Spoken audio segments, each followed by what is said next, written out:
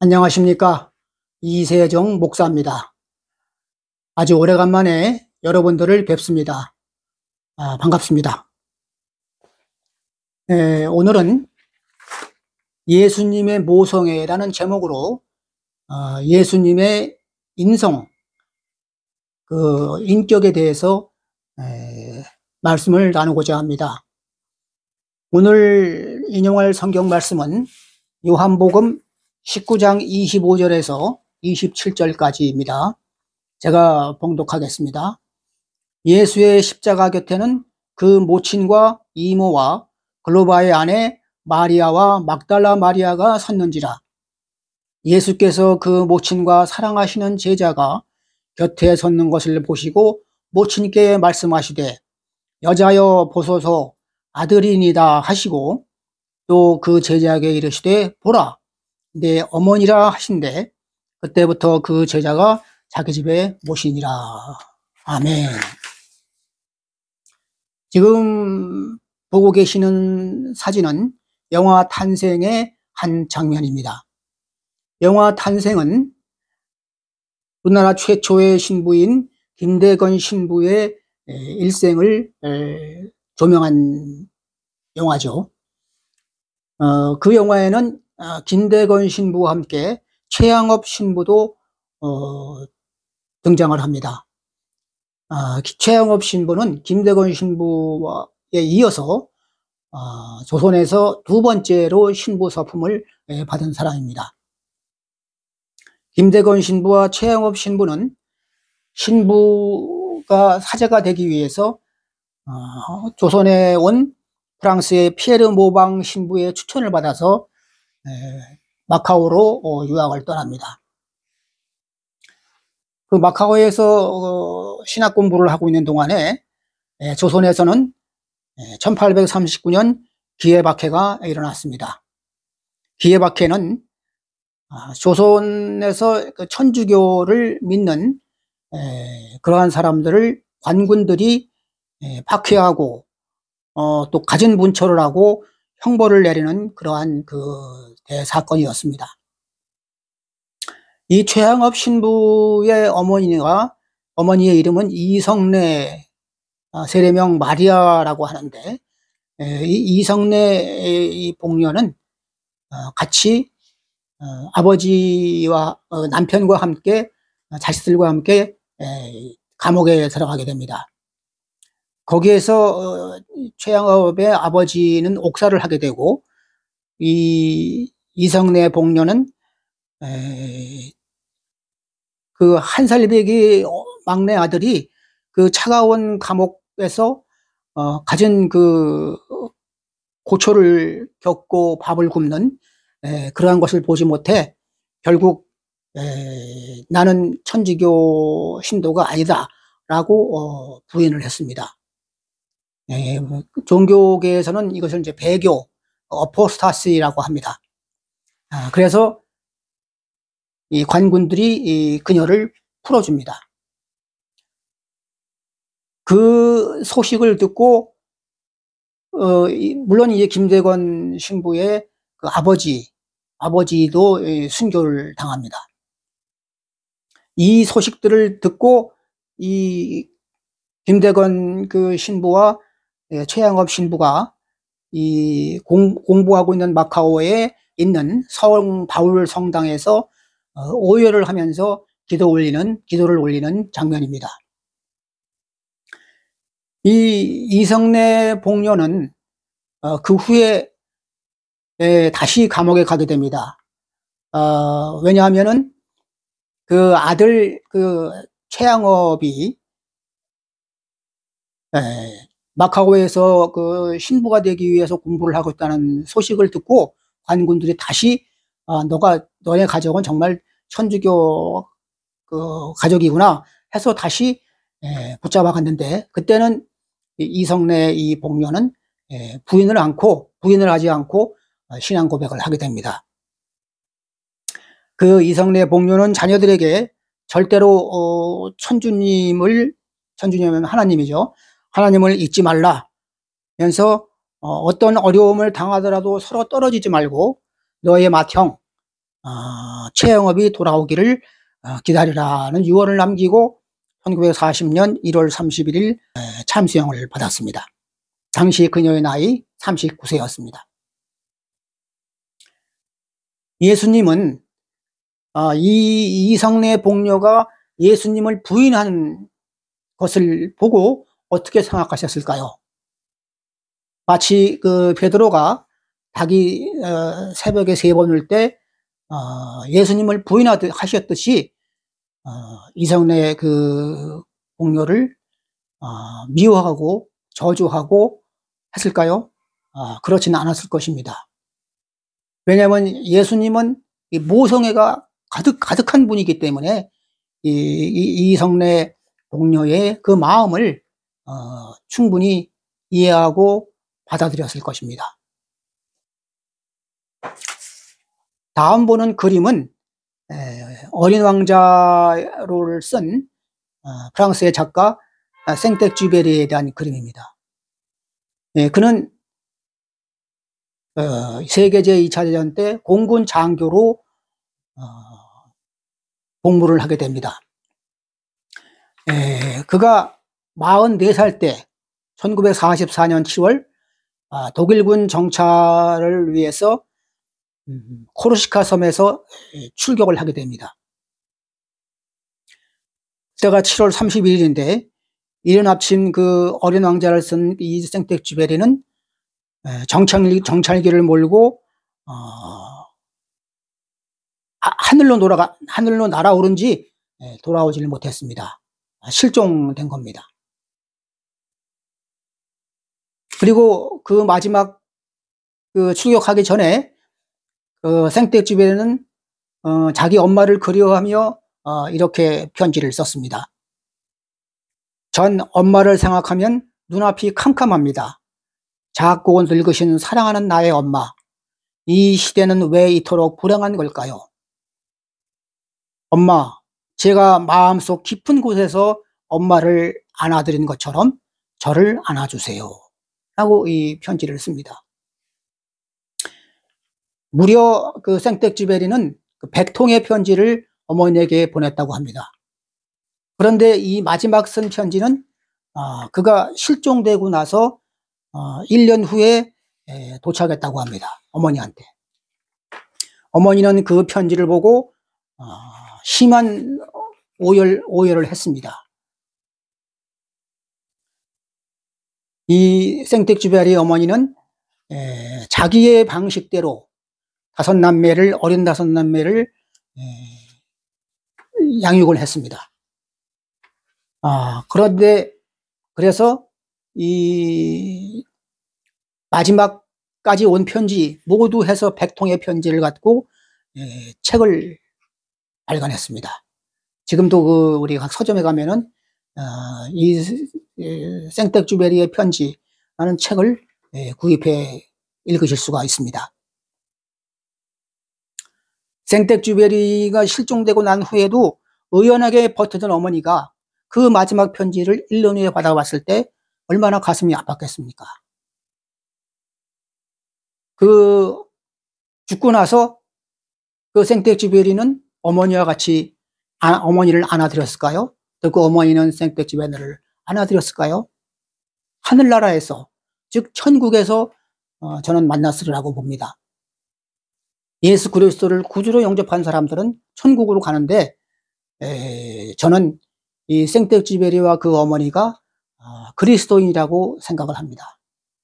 아마 그 훗날 두 분은 재회를 했을 것으로 생각됩니다.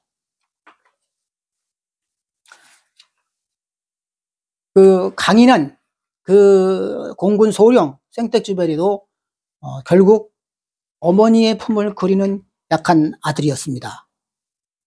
일본의 한 조종사는 이렇게 증언을 했습니다. 일본 공군 조종사가 연합군의 그 총에 맞아 추락되면서 또는 가미가제라고 해서 추락했을 때도 끝까지 그 연합군의 그를 향해서 돌진하는 그러하면서도 죽어가는 때 천황폐하 만세라고 하는 조종사는 없었다는 것입니다. 그 사람들이 한결같이 마지막 죽으면서 한 말은 오카상, 일본어로 어머니라는 뜻이었습니다. 그 오카상이라고 외쳤다고 합니다. 다음 장면은 제가 나쁜 엄마, 좋은 엄마라는 그 제목을 두고 두 장의 사진을 올려놨습니다. 왼쪽에 있는 것은 잘 가요 엄마라는 제목의 김주영 장편 소설입니다. 이 소설은 김주영 씨가 나이 70에 집필한 소설입니다.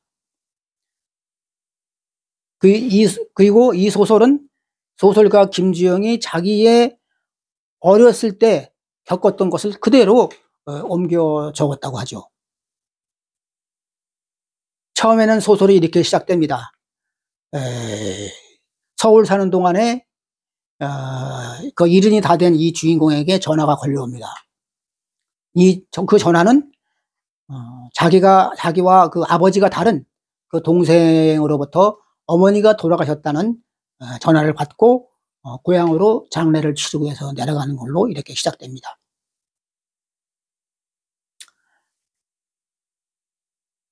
어머니는 일찍 아버지를 잃고 즉 아버지가 일찍 돌아가셨고 아들 둘과 딸 하나를 혼자 힘으로 길러야 했습니다.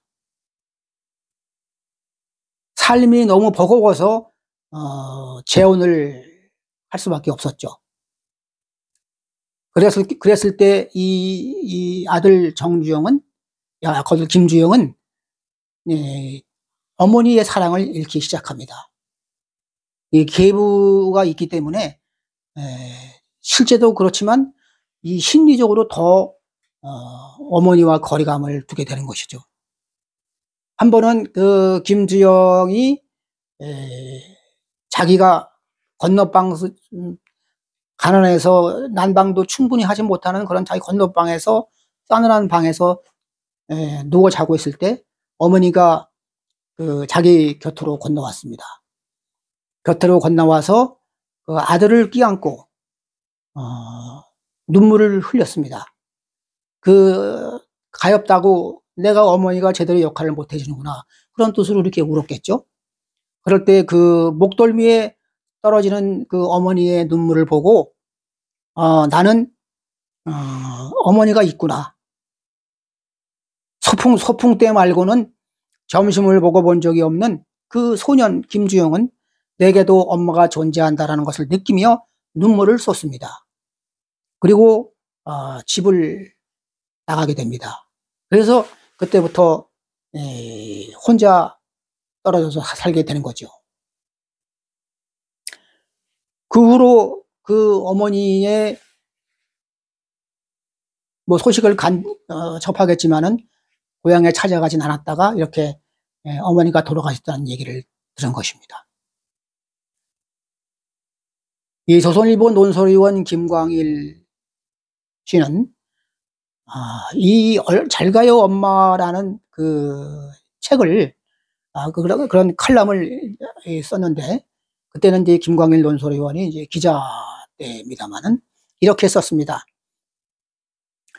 사람들은 어머니의 몸과 삶을 파먹고 또 파먹어도 끝이 없는 줄로만 안다. 제 자신의 머리가 하얘질 때까지도 모른다. 잿가루가 된 어머니의 유골함을 들고서야 아주 조금 깨닫는다. 라고 이렇게 적었습니다. 오른쪽에 있는 그림은 나쁜 엄마라는 제목의 연속극입니다. 드라마입니다. TV 드라마.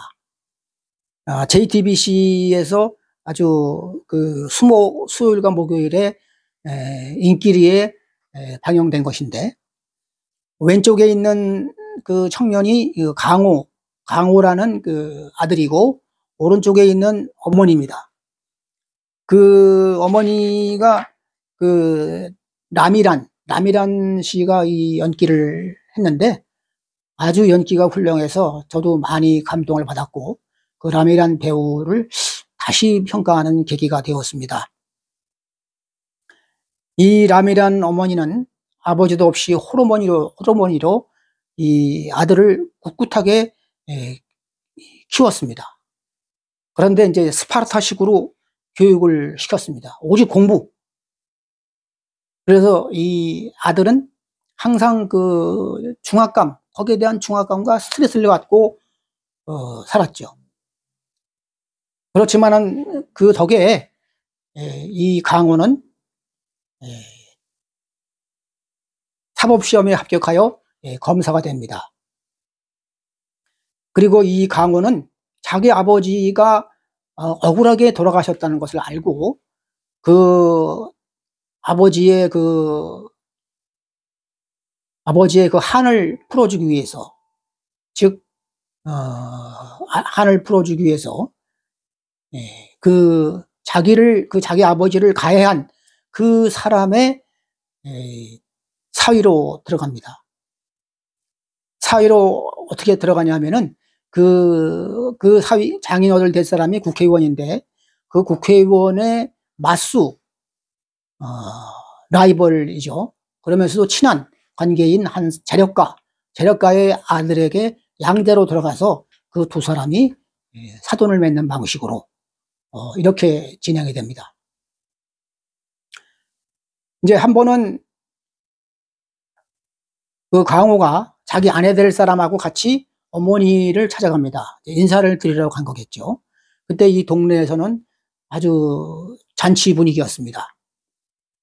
그 조그마한 동네에서 아들이 사법고시에 합격해서 검사가 됐고 또 국회의원이라는 사람의 그 사위가 됐으니 얼마나 경사 있겠습니까? 그런데 이 강호의 표정이 별로 좋지 않습니다. 이 강호는 어머니에게 문서를 하나 내놓습니다. 나는 그 재력가의 양자로 들어간다. 그러니 여기다가 서명을 해라. 이렇게 청천벽력 같은 말을 합니다. 그 어머니는 이유를 알 수 없이 애원만 하는 겁니다. 굳이 양자로 들어가야 되는 이유가 뭐냐. 왜냐하면 양자로 들어간다고 하는 것은 어머니와의 절연을 얘기하는 거죠. 그럴 때 이 강호는 이렇게 얘기합니다. 나는 엄마가 나쁜 엄마라고 생각한다. 나는 항상 억눌러 살았고 엄마한테서 제대로 길을 한번 핀 적이 없다. 이렇게 이제 얘기를 하죠. 그래서 이 엄마는 할 수 없이 서명을 해주고 그 밥이라도 먹고 가라는 어머니의 손길을 뿌리치고 떠나게 됩니다. 그러나 정작 강호는 엄마를 나쁜 엄마라고 생각하는 것이 아니라 복수를 하기 위해서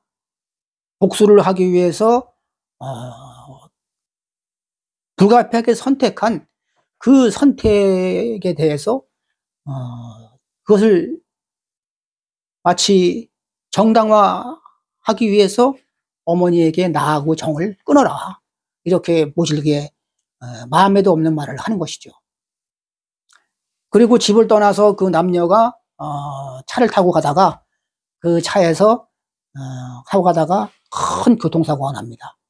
그런데 그 여자는 멀쩡한데 이 강호는 정신연령 7살의 지적 능력을 가진 기억력을 잃게 되고 그래서 그 사위 그 장인 될 사람하고 이 아내 될 사람은 결국은 이 강호를 버리게 되는 거죠. 그러나 이 어머니 라미나는 아들 강호를 따뜻하게 맞아들이고 돌봐줍니다. 불행하게도 이 어머니가 암에 걸려서 시한부 생명을 살아야 될 형편에 이르렀습니다. 그러나 어머니는 여기에서 좌절하지 않고 그 내가 죽고 나서도 그 강호가 떳떳하게 살 수 있도록 그 강호에게 그 지금 돼지 농업을 하고 있는데 돼지 키우는 방법, 돼지에게 약 주는 방법, 그 다음에 은행에 가서 돈 찾는 방법, 심지어는 자기가 죽고 나서 장례 치를 때 그 문상객을 맞이하는 법. 아이고, 아이고, 이렇게 따라하라고 이렇게 가르칩니다. 그 강호는 영문도 모르고 이렇게 따라하게 되는 거죠. 그러다가 이 강호의 기억력이 돌아옵니다. 돌아와서 다시 이제 검사로 복직을 하고 가려고 하는데 어머니가 이제 막 말리죠. 너 또 그 복수하려고 그러냐? 응? 잊어버려라 제발. 왜냐하면 복수는 복수를 낳고 그 자기 아들이 거기에 얽매여서 피해를 보지 않도록 하기 위해서입니다. 그러니까 이게 어머니이죠. 오늘날 우리 어머니들은 자식을 지나치게 사랑한 나머지 자식의 뜻보다는 자식이 성공하기를 바라는 그런 어머니가 많습니다. 진정한 사랑은 아들이 행복해지기를 바라는 것입니다. 그러니까 여기에서는 결국은 이 람이란 씨는 나쁜 어머니 아니고 정말 좋은 어머니였죠. 결국은 이제 어머니는 돌아가시고 이 강호는 그 동네에서 오랫동안 그 짝꿍으로 같이 지냈던 여자와 함께 이렇게 다시 결혼을 해서 살게 된다는 그런 내용의 드라마입니다. 그런데 정말 요새 듣다 보니까 나쁜 엄마가 있습니다. 최근에 그 뉴스를 들어보니까 한 아들이 결혼도 안 하고 혼자 지내던 아들이 거의 60이 다 된 아들이 선적을 타고 배를 타고 어업을 하다가 실종되는 바람에 그 어선 하는 그 회사에서 사망보험금 하고 그다음에 이제 합의금에서 3억이 나오는데 그 어머니가 54년 만에 나타나 그 보험금을 내가 받겠다 이렇게 주장을 했습니다. 이 상속 순위는 민법에 의해서 1순위가 배우자와 직계 비속이 공동 1순위고 2순위는 직계 존속, 3순위는 형제 자매입니다. 그런데 이 사망한 사람이 결혼을 안 한 상태이기 때문에 또 자식이 없죠. 그래서 그 어머니가 1순위가 된 것입니다. 그렇지만 어머니는 이 자식들을 놓고 집을 나간 지 50년이 넘었습니다. 결국은 그 누나 되는 사람이 사실 그 돌봐준 셈이죠. 그렇지만은 그 재판을 열었는데 그 1심 재판부에서는 법대로 그냥 어머니에게 다 돈이 가지만은 이렇게 권고를 합니다. 그 1억이라도 그 누나한테 좀 줘라. 누나 그거 나눠 가져라. 이렇게 했는데 싫다고 얘기합니다. 그건 왜 싫다고 그러는지 정말 이해가 안 갑니다.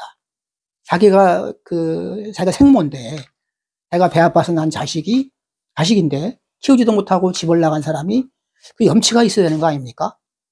그래서 2심으로 올라갔는데 2심에서도 결국은 그 어머니가 승소를 했습니다. 마지막 3심 대법원의 판결이 어떻게 날지 모르지만은 현재의 법으로서는 어떻게 다른 방도가 없는 것 같습니다. 여러분 구하라법이라고 아시죠? 그 가수 그 구하라가 갑자기 의문사를 당합니다. 의문의 상태 죽음을 당하는데 그때가 이제 2019년 11월 24일 구하라가 자택에서 숨진 채 발견됐습니다. 그럴 때 그 엄마가 양육도 안 하는데 또 나타나가지고 사망보험금, 이 사망보험금의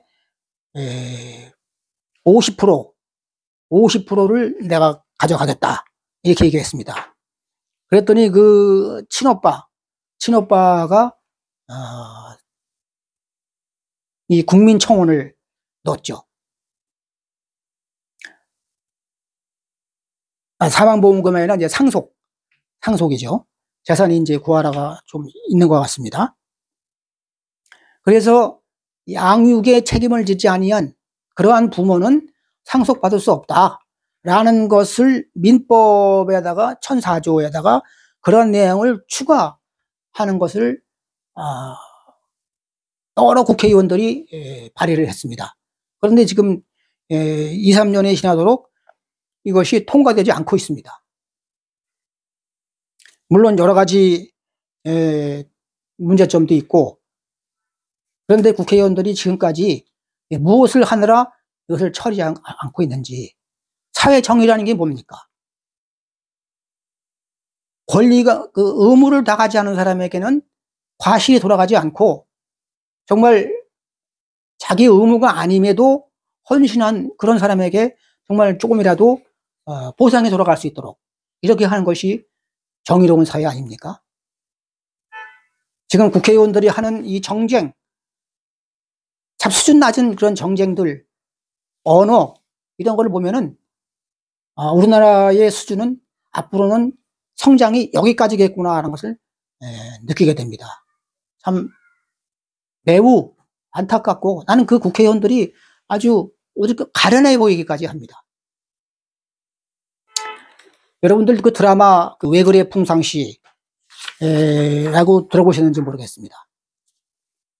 왜 그래 풍상시도 한 2, 3년, 한 3년 전쯤에서 KBS에서 이렇게 방영된 드라마인데, 그 풍상시가 이제 유준상 씨가 이제 연기를 하는데, 5남매의 장남입니다. 혼자서 이렇게 동생들을 보살핍니다. 어떤 동생은 의사가 돼서 이렇게 참 성공한 동생도 있고, 어떤 동생은 아주 이렇게 속만 썩이는 동생이 있습니다. 그럼에도 불구하고 다 이렇게 포용을 하고 다시 동생들을 돌보는 꿋꿋한 가장이었습니다. 그런데 어머니가 걸핏하면 나타나가지고 돈을 달라고 뜯어갑니다. 그러니까 이제 풍상씨가 제발 좀 나타나지 마라. 내가 뭐라고 안 그럴 테니, 우리가 안 키워줘서 뭐라고 안 그럴 테니 나타나지만 말아라고 이제 울면서 하소연을 합니다. 나쁜 엄마죠. 저도 한때는 그런 나쁜 엄마와 함께 오래 살았습니다. 어머니가 돌아가실 때 조차도 미워하면서 보내드렸지만은 지금 이렇게 생각하니까 참 그 어머니의 인생이 가엾기도 했습니다. 그래서 지금은 그러한 그 애증의 그 마음을 다 제가 내려놓고 천국에 가면은 어머니를 따뜻하게 안아드리려고 합니다. 다행히 그 어머니가 제가 드린, 요양원에 계실 때 제가 드린 그 십자가, 나무로 된 십자가 요만한 거요. 그거를 항상 갖고 계셔서 천국으로 가셨으리라고 저는 믿고 있습니다. 세상은 참 요지경이죠. 좋은 엄마가 상당히 많습니다. 대부분. 그러나 그 중에서도 나쁜 엄마가 있다는 것. 그분들이 정말 예수님의 모성애를 배웠더라면, 그것을 막 가슴속으로 받아들였다면 그렇게 하지는 않았을 것이다 라고 하는 생각이 듭니다.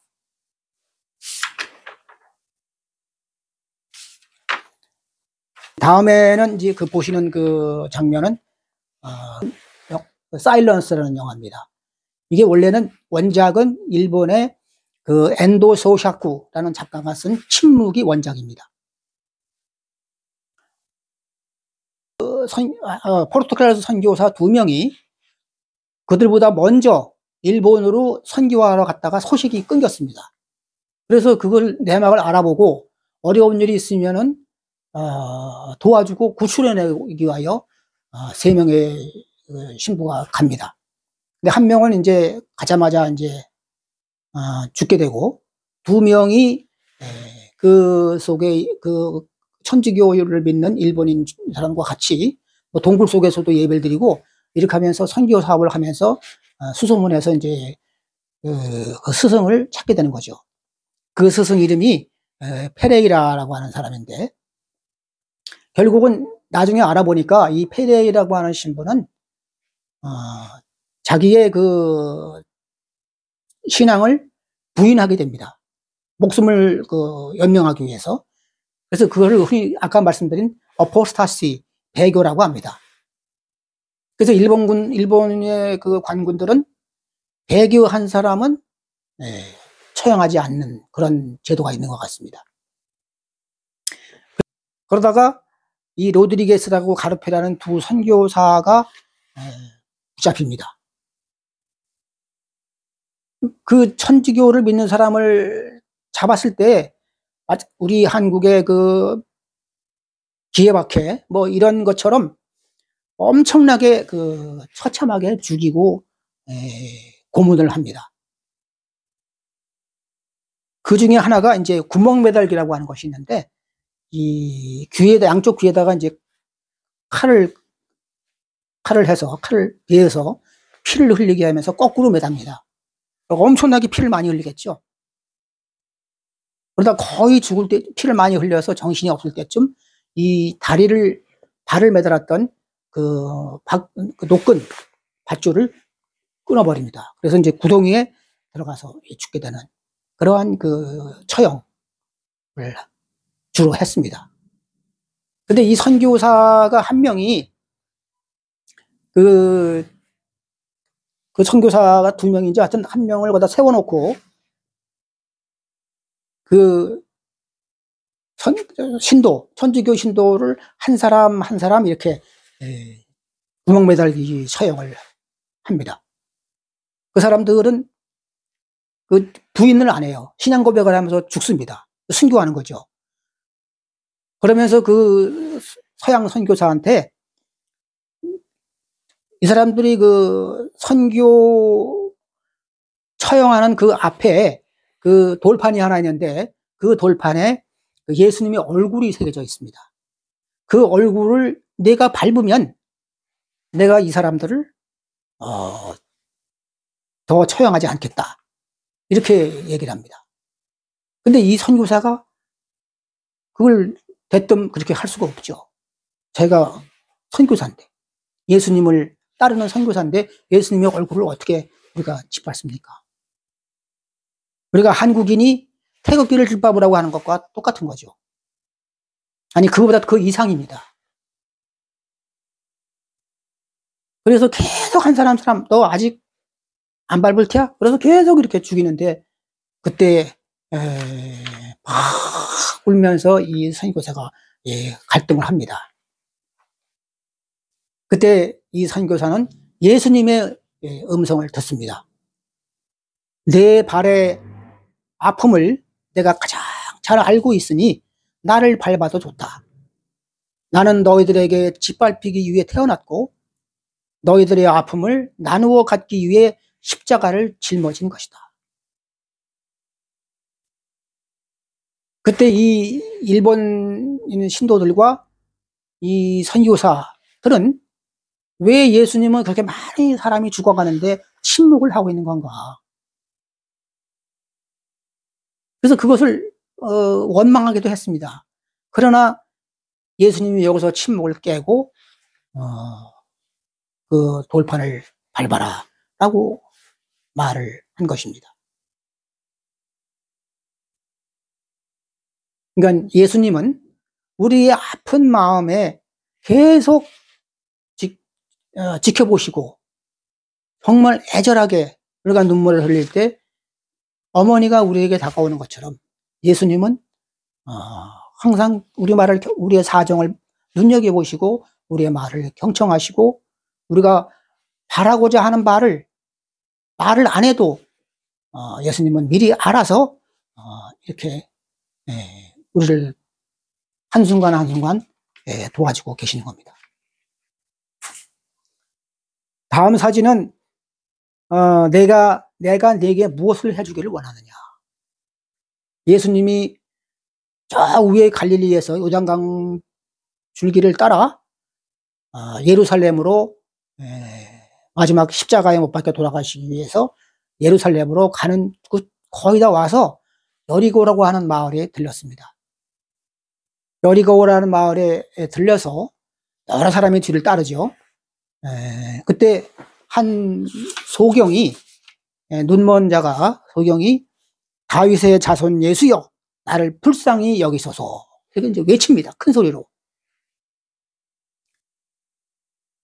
예수님을 앞장서 가거나 주위에 가는 사람들이 조용히 해라. 조용히 해. 예수님 훌륭하신 분한테 이렇게 길을 막지 마라. 뭐 이렇게 이제 꾸짖었겠죠. 그런데도 더 큰 소리로 이 소경은 다윗의 자손이여 나에게 자비를 베푸소서 하고 크게 외칩니다. 이게 지금 누가복음의 18장에 나오는 얘기인데 마가복음에서는 이 소경이 이름이 바디메오라고 이렇게 얘기를 합니다. 그러다가 예수님이 발걸음을 멈추시고 그 소경에게 다가서서 왜 나를 불렀니? 내가 너한테 뭘 해주길 바라느냐? 그러니까 이 소경이 보기를 원하나이다. Lord, I want to see. 보기를 원하나이다. 그러니까 이 소경은 이분은 다윗의 자손 예수요 능력이 있는 분이며 전지전능하시고 전능하신 하나님의 아들이다. 이분을 내가 붙잡으면 못할 것이 없다. 이분이. 그걸 믿은 것입니다. 우리가 믿음 없이 하는 행동은 항상 자신이 없죠. 그러니까 그 예수님이 이랬습니다. 내 믿음이 너무 강하구나. 눈 떠봐라. 내 믿음이 너를 고쳤다. 하니까 이 소경이 눈을 뜨게 됩니다. 그리고 이 소경은 눈 뜬 것을 감사하고 예수님의 뒤를 따랐습니다. 예수님의 제자가 된 것이죠.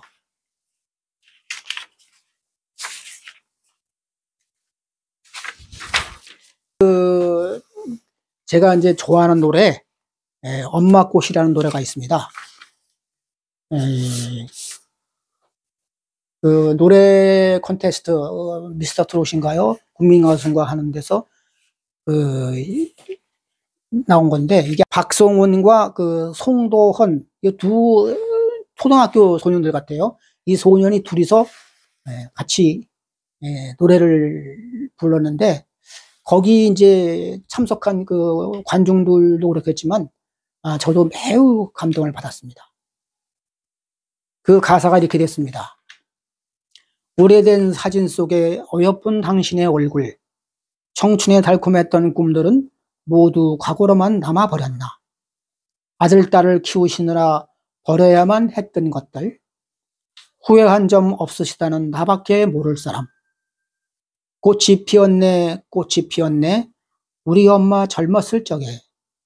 눈물이 나요, 눈물이 나요, 나 때문에 변한 것 같아. 그래도 온 세상 제일 예쁘다. 엄마, 엄마, 우리 엄마 꽃. 못난 자식 걱정하느라 뭉그러져 버린 가슴. 엄마라는 이유만으로 티낼 수 없는 사람. 꽃이 피었네, 꽃이 피었네, 우리 엄마 젊었을 적에. 눈물이 나요, 눈물이 나요, 나 때문에 변한 것 같아. 그래도 온 세상 제일 예쁘다. 엄마, 엄마, 우리 엄마 꽃. 미안해요, 우리 엄마 꽃. 엄마, 엄마, 엄마, 우리 엄마 꽃. 눈물이 나요, 눈물이 나요, 나 때문에 변한 것 같아. 그래도 온 세상 제일 예쁘다. 엄마, 엄마, 우리 엄마 꽃. 미안해요, 우리 엄마 꽃. 저 음치 같은 제가 조금 불러봤습니다. 가끔 혼자서 이런 노래를 부릅니다. 마지막 그림은 예수 십자가 곁에 있는 사람들입니다.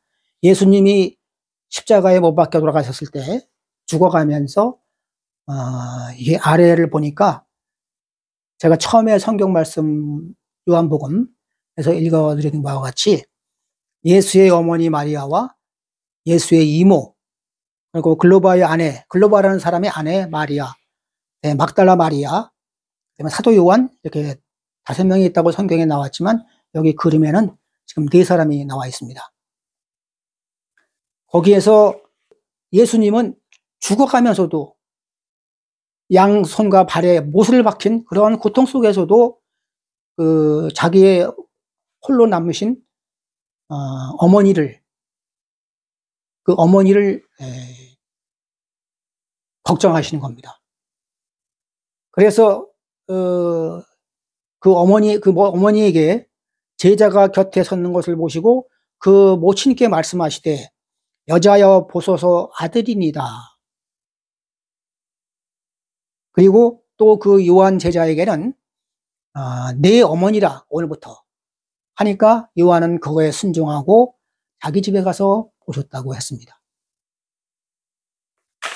그러니까 예수님은 죽어가면서까지 어머니를 생각하는데 결국은 이 장면에서는 바로 예수님이 마리아의 어머니인 거하고 똑같은 것입니다. 우리가 죽어갈 때, 부모가 죽어갈 때 자식 걱정을 하면서 죽어가는 사람들 많죠. 근데 차마 자식 때문에 눈을 못 감는 그런 현실이 많습니다. 그러나 자식이 죽어가면서 부모님을 걱정하는 것은 별로 제가 얘기를 들어보지 못했습니다. 그 우리의 어머니에 대한 사랑이 어머니가 자식에 대한 사랑에 비할 수가 없는 거죠.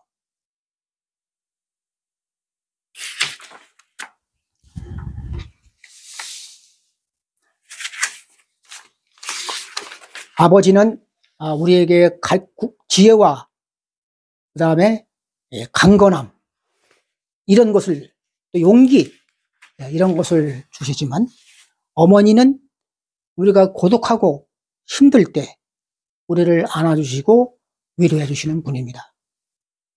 부성애와 모성애를 다 갖춘 우리 예수님을 믿고 의지하시기 바랍니다. 오늘 저의 이 설교는 지난번 제가 협동목사로 있는 우리가 주의 교회에서 했던 설교입니다. 우리 교회는 성도수가 개척교회이기 때문에 한 10명 정도밖에 안 됩니다. 그러나 아주 아늑합니다.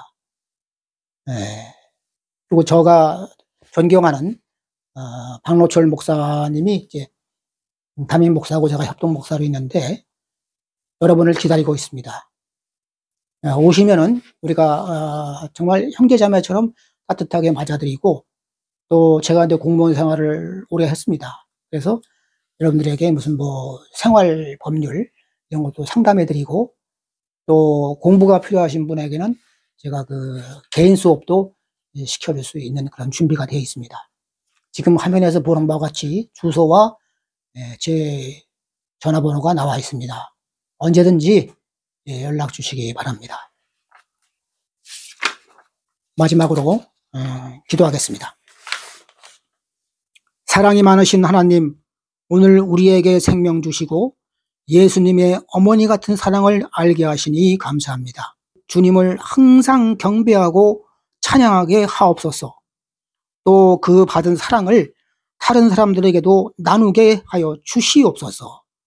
우리를 사랑하시는 예수님의 이름으로 기도드립니다. 아멘.